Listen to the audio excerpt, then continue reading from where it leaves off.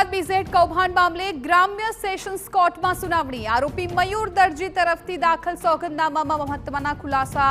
મયુર દરજી તેની માતા અને પરિજનોના બેંક એકાઉન્ટમાંથી નાણાંની હેરફેર।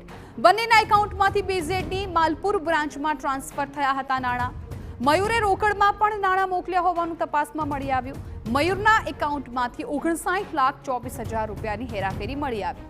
3 ચેક મારફતે 29.60 લાખના ઉપાડ થયાનો પણ તપાસમાં ખુલાસો। કોર્ટે મયુર દરજી અને તેના પિતાની કાર અંગે ઉઠાવ્યા છે સવાલ।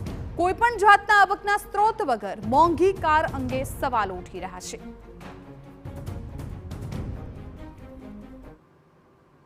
અમારા પોતાના મયુર દરજીના પોતાના 52 લાખ રૂપિયાનું રોકાણ છે। જે તે સમયે રિકવરી જે ફાઇલ મતલબ દેખાડવામાં આવી હતી એ રિકવરીની અંદર ટોટલ 39 ડોક્યુમેન્ટ્સ મયુર દરજીની ઓફિસમાંથી મળી આવેલ છે એવું કહેવામાં આવેલું।